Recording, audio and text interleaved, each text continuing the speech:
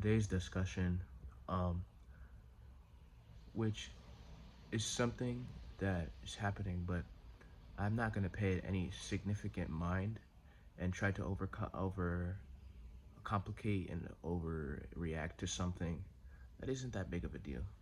But what's happening is in the morning I'm spending time on my phone. I instantly grab the phone and go to YouTube, go to Twitter, play Clash Royale, um, and just like someone might wake up and hit the vape, or they might walk around their house and hit the vape, or they might, a dopamine signal gets set in their brain and they might go hit the vape. A dopamine signal gets set in their brain and they might go hit the vape. Just like a person would be doing that, so too do I check YouTube, check Twitter, play a quick game because of a dopamine signal to get a hit off of dopamine, to get a quick spike of what I think is fulfillment, what I think is joy. And um it's sort of the program that's been installed in this body, this brain, this mind. But ideally I want to wake up and instantly go into my self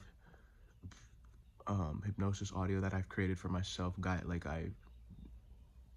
uh, play do self hypnosis on myself with my goal. I want to instantly go into that as soon as I wake up. Like as soon as you wake up, the brain's light, foggy. Go ahead and do it. Um, and then instantly go into the shower, and then instantly come out and record this video. You know what I'm saying? But I can't beat myself up in the fact that I let that happen. It just lets me know what I need to work on, and it requires to break habits. It requires a a very heightened sense of awareness, not mental alertness, but awareness. You have to become aware of what you're doing in order to break what you're doing. And so there's slight awareness. You know what you're doing is not supposed to be, like, you know what you're doing is not something that you want to do, but you need to be super aware that you're able to get outside of it. You know what I mean? You're able to look at it, and then you're able to make choices off of that. Supreme awareness is residing in the stillness, of which we have already established in previous videos, that the stillness is God, getting your being to be completely still. That's ultimate awareness, and at that point you can really choose what it is you want to express. And so what this does is, you know, now there's like a rush in the mind. The mind's like, oh my God, you woke up late, you're doing things later, you have to rush and you have to do things half-assed. But it's like, what are you rushing towards? What am I rushing towards? Some worldly goal that won't even fulfill me, that is not the source of fulfillment. The source of fulfillment is now. You shouldn't rely on a goal to fulfill you. You know what I'm saying? That's the problem. You want to feel complete, you want to feel full now. The fullness of life is now. And I should never take away my spiritual practice for some worldly goal. The worldly goal is just there, but the spiritual practice is the real truth. And that's how you get the ability to do worldly things in better light, is through heightened spiritual awareness and spiritual growth and progress. So go to the gym, like I made myself go to the gym, do the cardio, get the nature, do the same yoga routine, same duration, no matter even if you woke up late. All it is food. You just want to eat at a certain time. You want to do things at a certain time. And even when I do things through the day, like in the previous days where I woke up early, I be going on the computer and checking Twitter and checking YouTube and checking Twitch. I don't really fully focus, so I shouldn't do what I need to do today so that I can just bullshit more. I should get done with this stuff, with the requirement stuff. No matter if I woke up late, it's just food, bro. It's just food, you know. I can adjust my schedule as I wish. The enlightened masters of the past have gave us the key. The key to unlock anything in life is attention. You have to have the ability to pay absolute attention.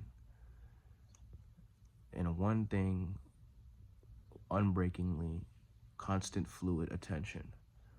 Whatever it is you wish, whatever it is you want to know in life, if you can pay unbroken, constant fluid attention to that thing, then that thing will open up. So if you pay attention to yourself, it will open up. You will open up. If you pay attention to achieving a specific goal, right? And as the fact as what the person would be like if, what would you be like if you achieved it, and you pay absolute attention to that, that will open up for you as well, experientially. Everything will open up to you. You pay attention to a rock, it will open up. What exactly is this rock? You'll never truly know, but it would be a constant fluid of information. It would open up.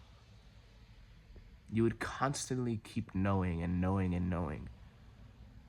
Not as in a fixed point, but as in it keeps evolving. So like if you focus on a goal, there's no bounded state to the goal. Like there's infinite constant fluidity in being in the goal, ever changing. And it's that's life, you know, and nothing is ever fixed.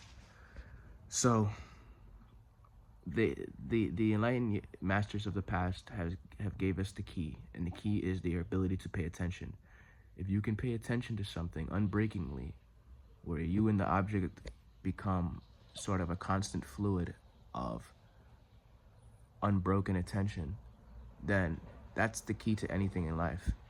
Suffering is you paying attention to something that you don't wish to pay attention to. You constantly pay attention. Oh, I'm sad here. Oh, I'm not doing this here. Oh, I'm not doing this here.